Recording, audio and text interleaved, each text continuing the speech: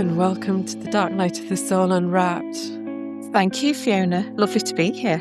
So it would be great to start just before your dark night started. What was going on around that time?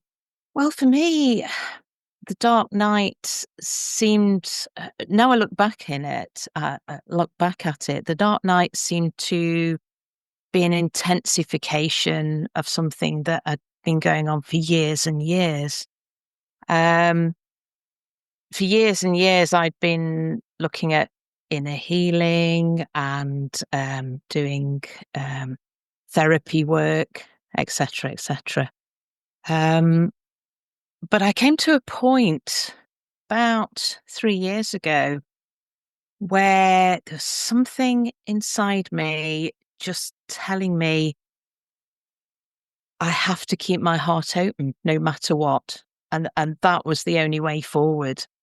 And whether it was all the therapy, the inner searching had just come to this point. You must keep your heart open to move forward no matter what. And that really became the start of it, really.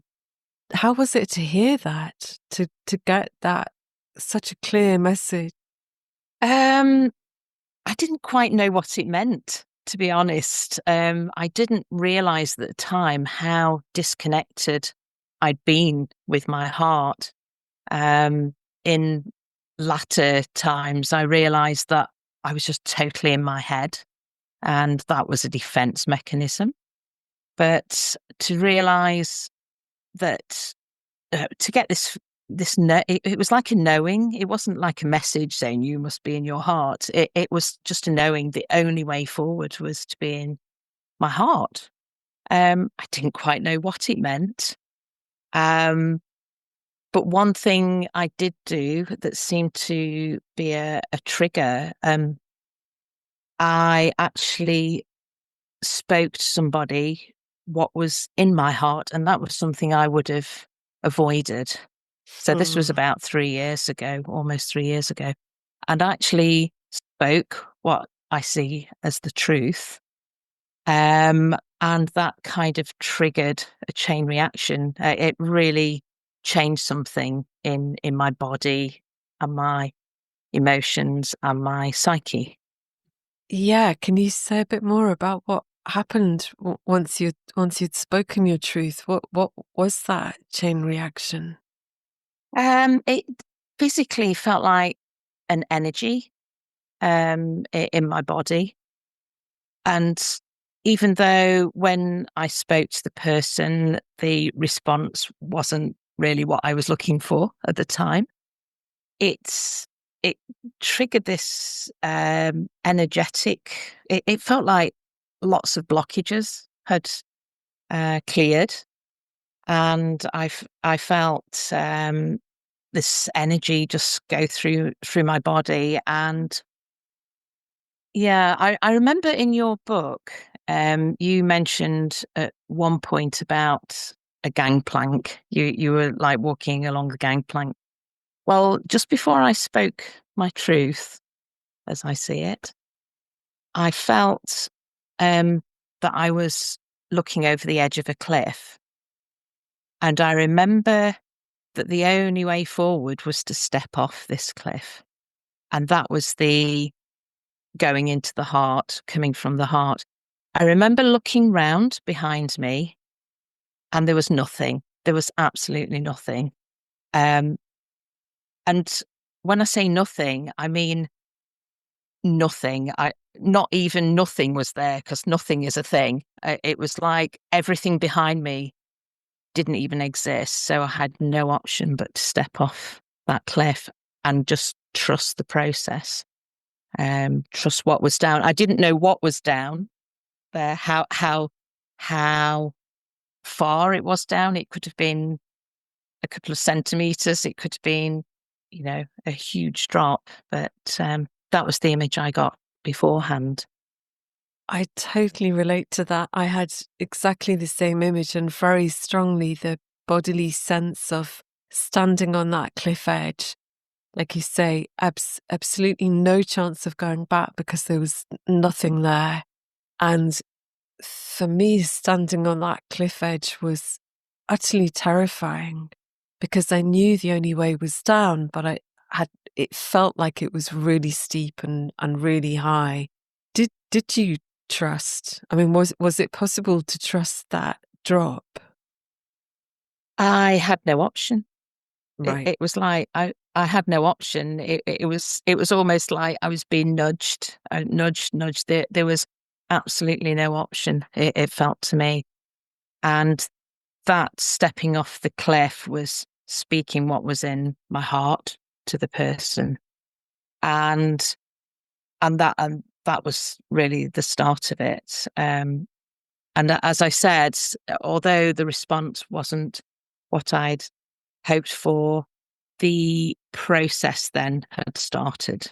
And I've actually got a little bit in my book, if you'd like me, in my journal from the time, That if would you'd be like me to. fantastic. Yes, yes, please. I mean, we were just saying before we started the recording, that there's something about having the words that were written in the moment that capture the experience so much more clearly than if we try and describe it in retrospect. So as a fellow journal keeper, I I so love that you've got this.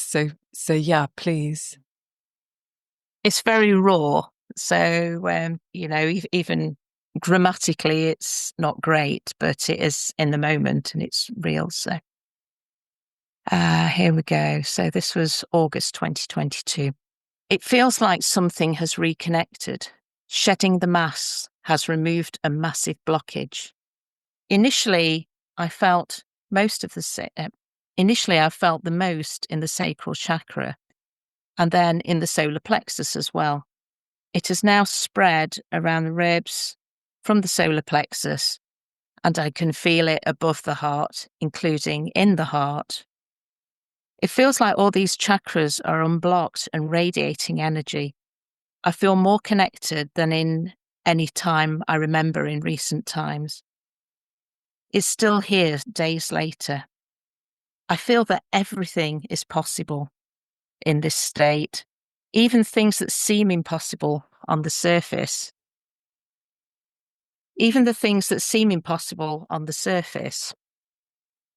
It's impossible not to be a beacon in this state. It's so obvious. It seems like it's calling out. The front of my body, from the sacral up to the heart, is flowing. Everything is possible. Everything. It's impossible to keep like from like. It just seems so obvious.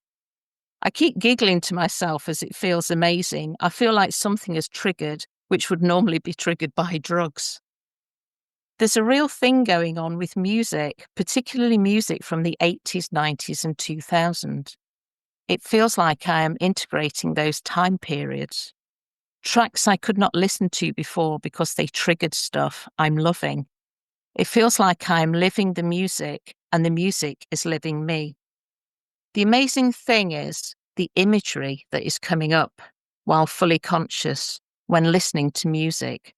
I saw the music as 3D pixels, little blocks, loads of them, shifting around, creating physical manifestations. The key is the music was not creating the physical manifestations, but the witnessing of the music was creating and shifting physical manifestations. That was so obvious within the vision.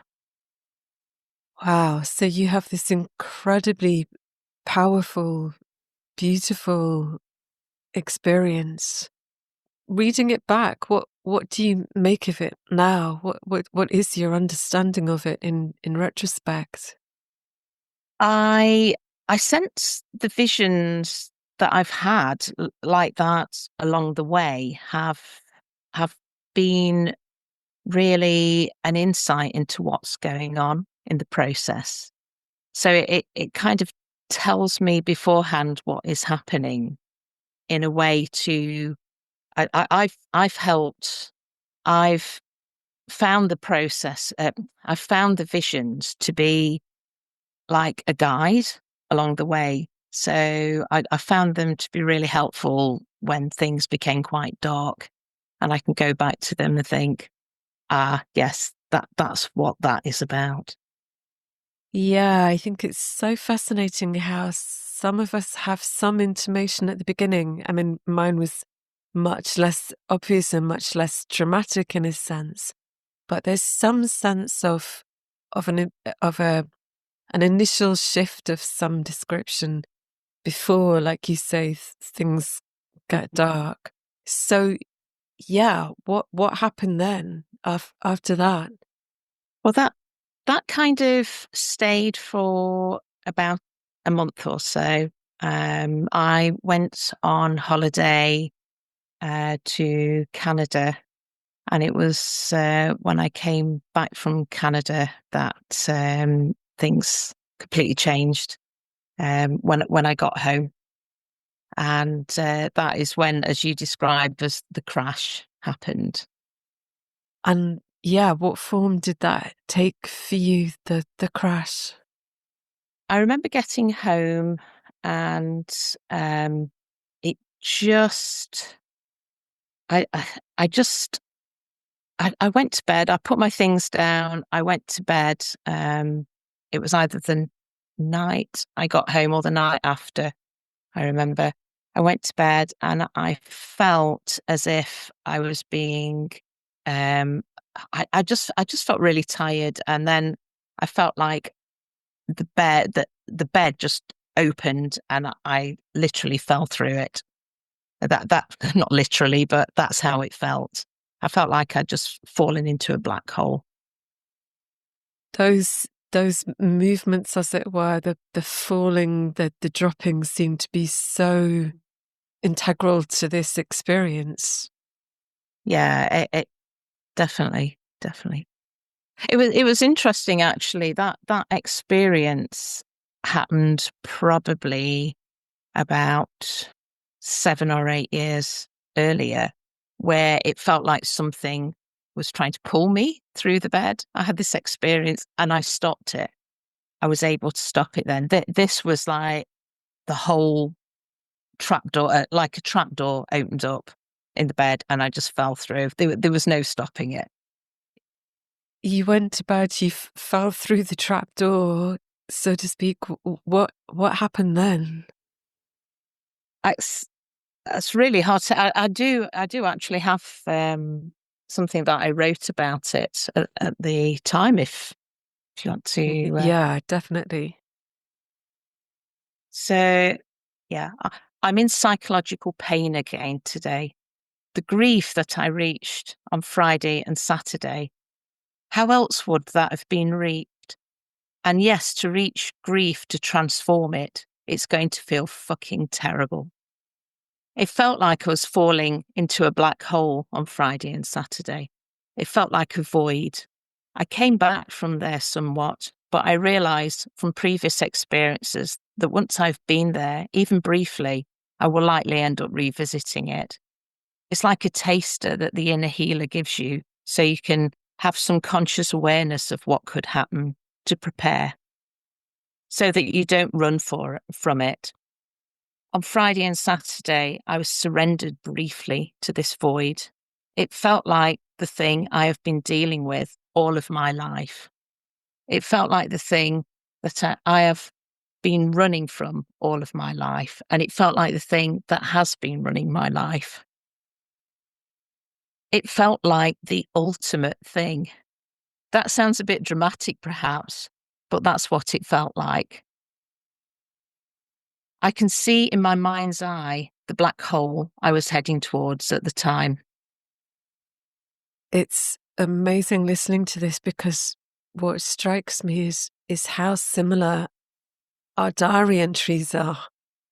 You know, I mean, that I think that's really fascinating, isn't it? That this motif or this theme of voids and black holes and being in that space recurs time and time again. And I think there was a couple of things in there that really struck me. One is when you said, how else would I be able to reach this?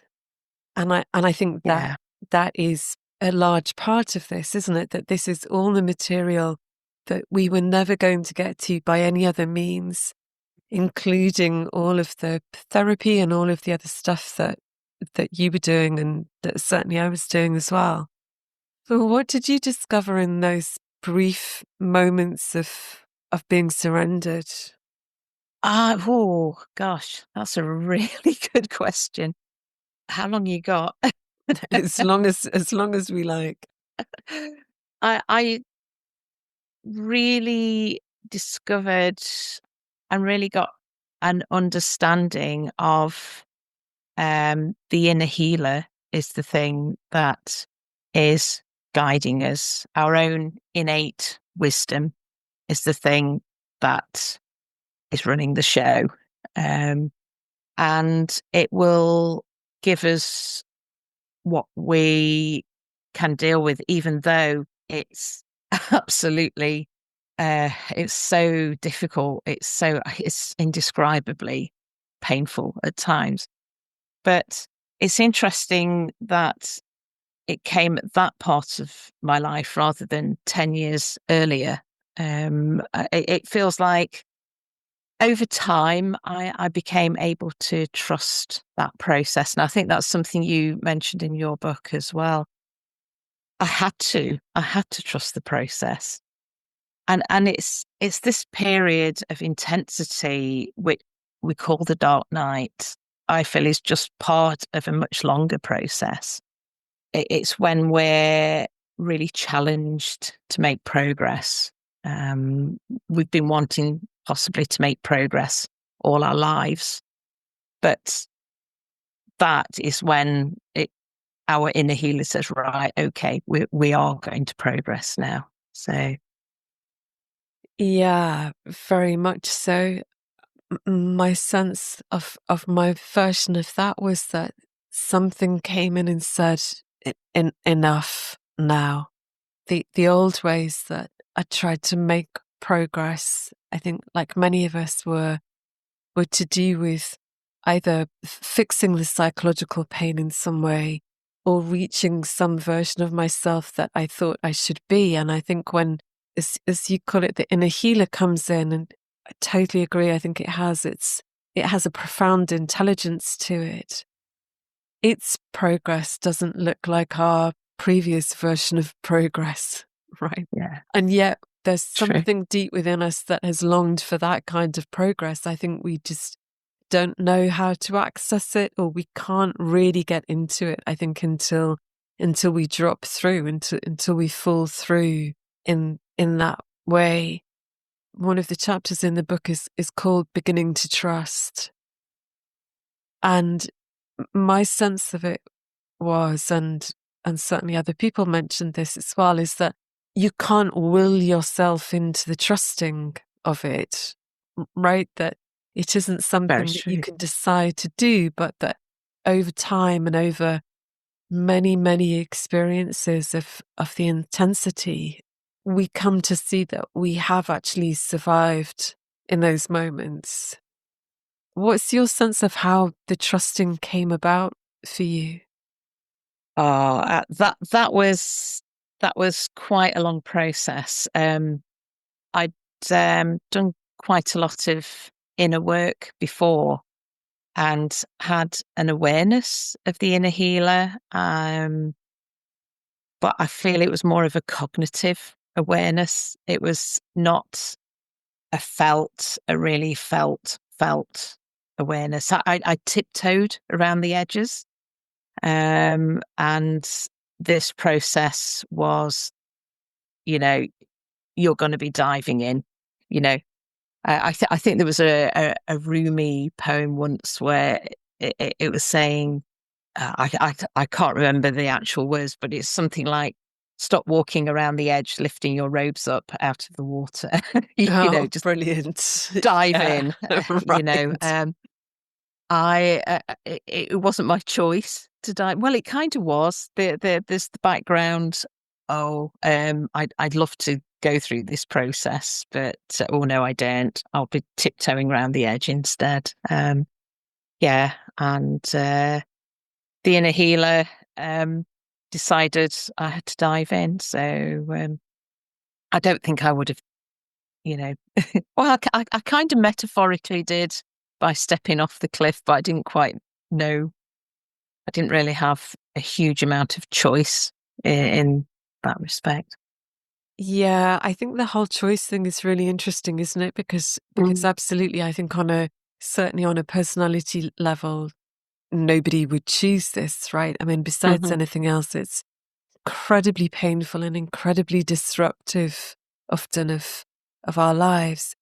And yet there's been something, like you said, there'd been a circling around it for a long time. And yeah, I feel really similarly to that there was some deeper wish or deeper longing to be in this other place that I had a sense of, but I couldn't have articulated it like that at the time. Yes, So absolutely. you dive in, Yes. having, taken off your robes rather than lifting them up, so to speak. What happens when you dive in? Wow. I remember a book actually years ago called the title was something like "When You're Falling, Dive." So it was really the big thing was to embrace the process, which I kind of did eventually after lots of kicking and screaming. It's like, no, I don't want this process. And I did lots of kicking and screaming in between as um, as the process. It was really the inner me knew I needed to work with the process. I couldn't stop it. I suppose I could stop it with various methods, but it just would have intensified again. The process kind of kept holding a mirror up to me. Anything that was false or I was clinging on to was peeled away, and yeah, it was a case of having to work with it instead.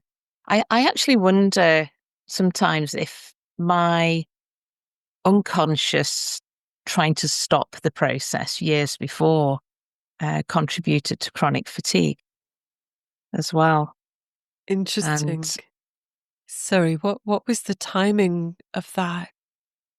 well, again, it's something that has sort of trickled along in the background for years and years. And it just came to me. I'm wondering if that is me stopping, trying to stop the process. And eventually, either, the process just became big enough to push through that. I think so often there's some kind of weaving between our what we think of as our physical state and our psychological state, isn't there, in all kinds of ways Mhm. that I think are, Mm. are not obvious at the time. There's not a clear cut time that I feel it started. I can point things back to the early 1990s, things that happened then, even maybe back to my teenage years in the 80s. So there was not a specific time. I feel like it's been a path. And the intensification was specific, but I feel it's been there all that time. Yeah, I really get that. I think something came to me the other day along the lines of it was always going to happen. It Mm. was just the configuration of circumstances and, the exact timing of it was dependent, but it was always going to happen. Mm. So you've dived in. I love that Yeah. book title that you mentioned. If you're falling, dive. And just to say for anybody who's listening, he's at that falling point. There is no way of doing this elegantly when we're not talking Mm. about a nice kind of swan dive cleanly into the depths. There will be, as you just said, kicking, screaming, flailing, all of that in there. It's as much kind of falling down the rapids as it is diving in. And yeah, I'm just wondering if you have any journal entries from around the time that you were really right in the water, so to speak. Yeah, sure. There's one here that sort of describes things quite well. Yeah. So this is actually just a day or so after the void, the original falling into the void. It's 4:30 a.m. I've woken up feeling weird. I don't feel right. I'm feeling separated. I feel panicky because of the separation. I feel as though I need to run. I need to run from the separation, but I don't know where to run to because wherever I run, there is separation. I feel trapped by the night and the darkness. I have my counselling appointment today. I don't think I've ever had such a need for counselling as now. The feeling I have now is relating to the feeling I had on Friday when I returned home. I feel too far away, separate, as if I can't breathe. So there was another section here just a few days later. It felt like my psyche was bubbling. I could hear Eckhart Tolle playing in the distance without hearing the words he said. That was the only thing keeping me from disappearing. Around 6 hours, I guess, listening to Eckhart Tolle. I lay down with this fragmented psyche that was bubbling. It wasn't round bubbles, it was like shards and sharp bubbling. That's the best I can describe, like a sea of this surrounding me, and in some respects, it was me. Yeah. What comes to you reading that back now? Um, it was quite difficult going back and reading it. But I'm glad I have as well. It feels like there's acceptance of it as well. But yes, it's got me thinking about it quite a lot. Where I haven't thought about it so much in the last year or so. Really, Mm. that period of time. I think there's a real theme with these words to do with, you've already talked about disconnection and reconnection and the separateness. For me, there's something really central to the dark night around those themes, whether we use words like absence or presence or disconnected, reconnected, separate and together, whatever the word for that is. What's your understanding of that now? My understanding now is that the whole process was, I'm trying to use the right words here. It's not always easy to describe something that's so visceral. Definitely. It feels, it's like, it feels like layers were being peeled off. I'd probably change the way I describe it now as there are parts of me were actually integrating into my being. These parts that I'd not integrated in my life before, things that I've avoided, things like addictions, anything I've used to avoid actually processing stuff. And all this stuff came up for processing, basically. There was actually an interesting piece I wrote about that actually later on. I don't know if you like to Yeah, hear it. please. And it's basically how these things start being brought up when I this isn't my writing. This is from somewhere else. I don't know where I got this piece from, but here we go. Whenever love is near, the shadow becomes particularly active to guard against its own demise. It knows that love is its only real enemy. When the shadow senses love, when it senses the light in you, it literally runs for its life. The shadow will try whatever way possible to invalidate, suppress, make wrong the good in you, for it knows that once you remember the light of your true self, it's gone. And so it fights. This is the well known phase. Love brings up everything unlike itself. Lovely. Just to say, I'll attempt to find the source of that so that we can add that to the show notes. What has struck me over the years is how there's a kind of relentlessness and a ruthlessness to that love, in the sense that it will turn over every single last stone, right? You know, I often had the sense that there was part of me sort of trying to keep little bits here and there, saying, you know, no, not this, not this, but everything would get taken out of my hands.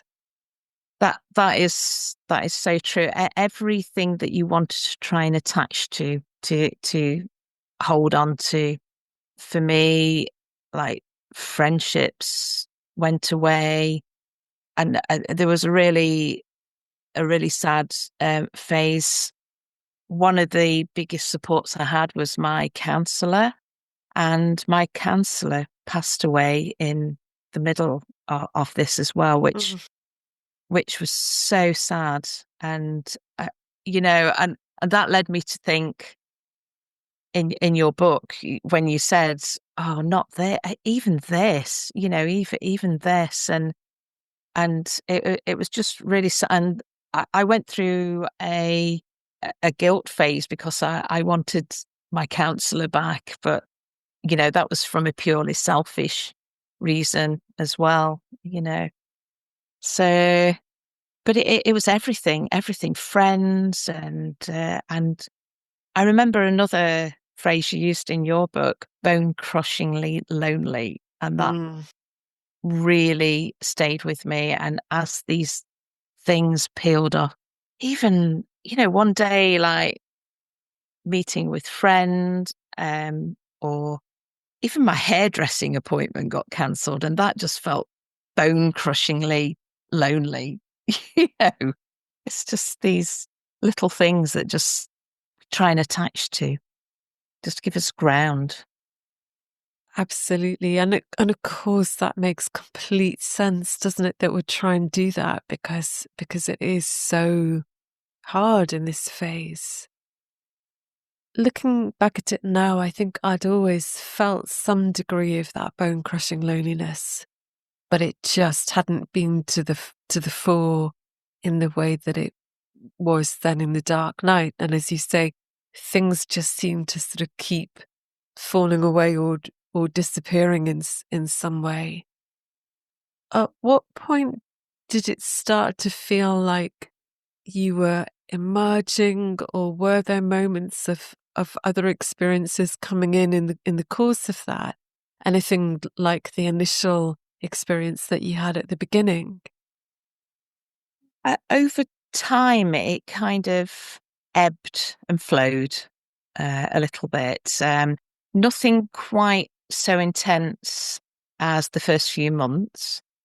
I was looking back through my journals, and I think that the last episode I remember was in probably August last year.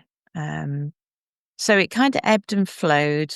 Initially, it felt like, say, it was wringing me out like a cloth. Say you get a wet cloth and it's just wringing you and wringing you and wringing you out.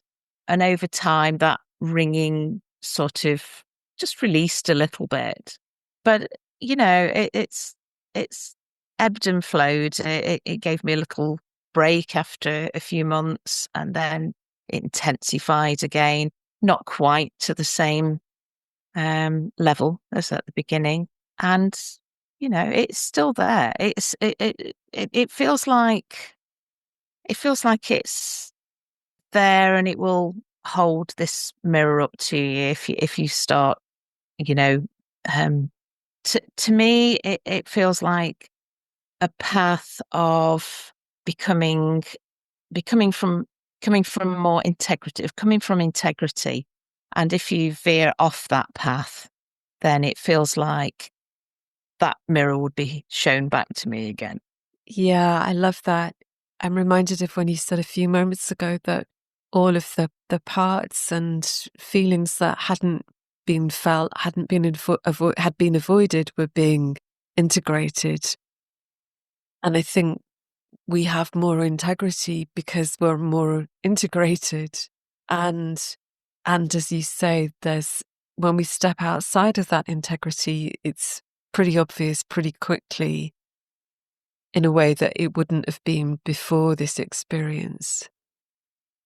Having got to the place where you are now, in a wider sense, what do you see this process as? Do you think it's part of a larger? I mean, I know the word awakening means a lot of different things to different people, but what do you see this wider process as? Is it part of our natural evolution, or some kind of notion of awakening or maturing, or Definitely. And it's an ongoing process. I feel it's a personal process, and it's also a collective process as well. As we change, I feel that others may change because the way we change. I know, for example, as I've changed, I felt my relationship with my mother has improved a lot. So I think as we have fewer and fewer masks that we're wearing, people feel safer with us. And fear as well seems to decrease. For example, I think before this process, I would never have dreamed of going on a podcast.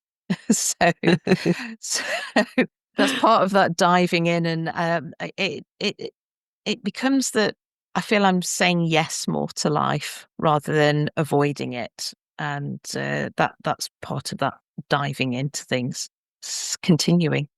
yeah, I love that. I'm just wondering if you have any more diary entries that you picked out.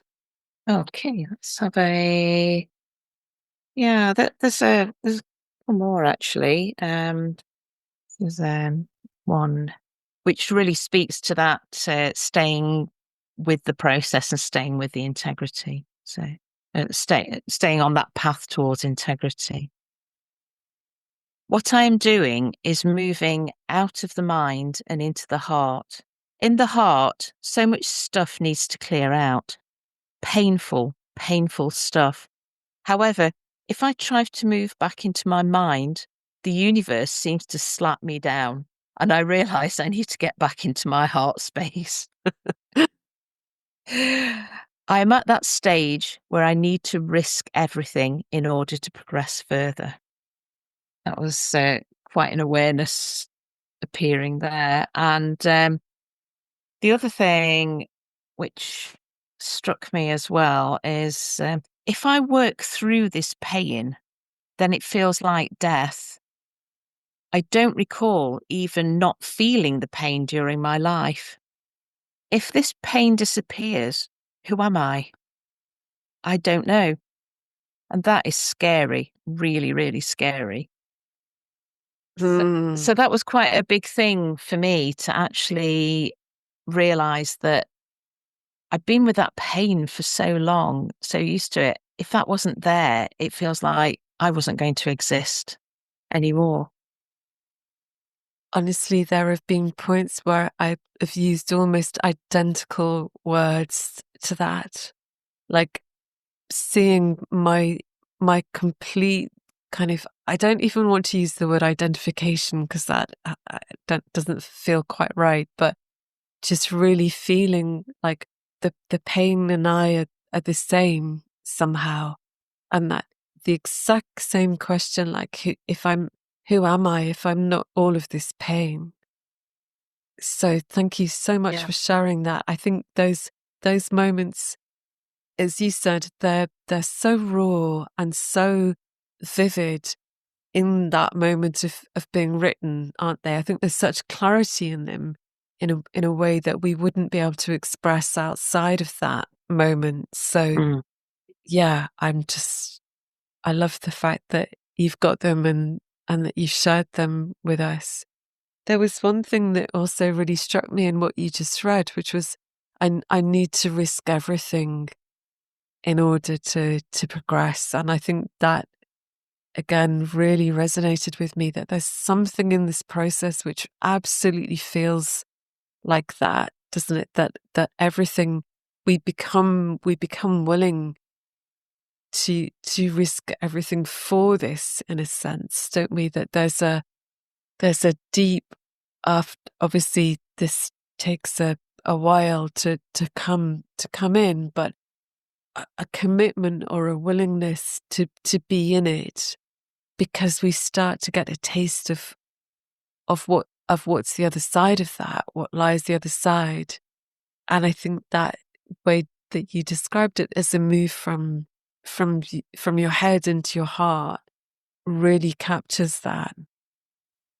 So for anybody who's listening to this now, who's right in that intense phase, is there anything you'd like to share? Certainly, it does feel like it's never ending at the time, and you know, I yeah, it does feel like it's never ending, but it does end, it ebbs and it flows, and the thing that I've found helpful to me is to ebb and flow with it rather than try to fight it, as much as we can. Some days we need to bloody fight it. Some days we need to absolutely just have a big old punch up with it. But you know, Yeah, absolutely. but it becomes a process of working with it and hearing it, metaphorically hearing it.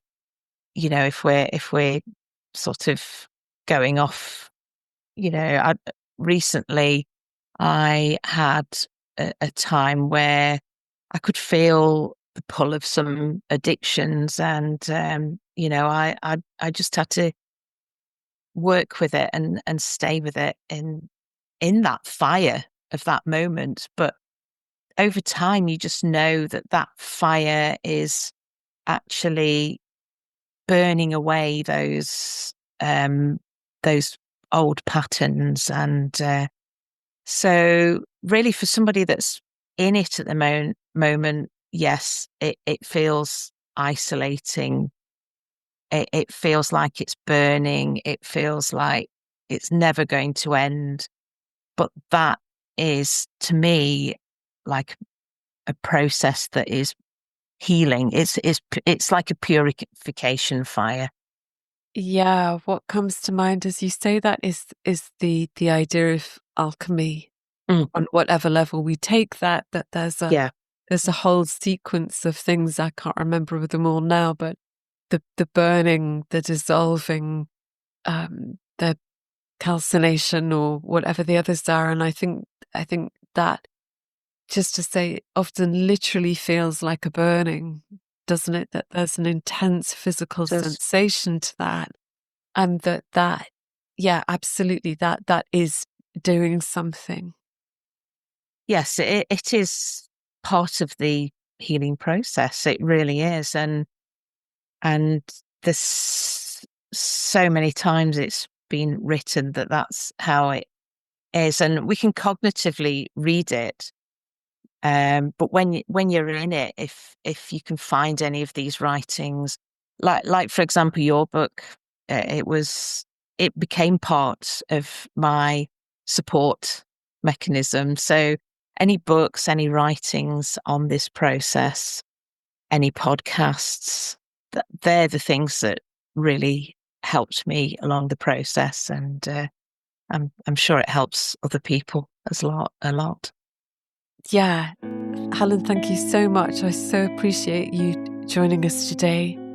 And You're welcome. maybe you'll come back at some point. You're welcome. I'd love to. Thanks for asking. Thanks. Bye now. Bye.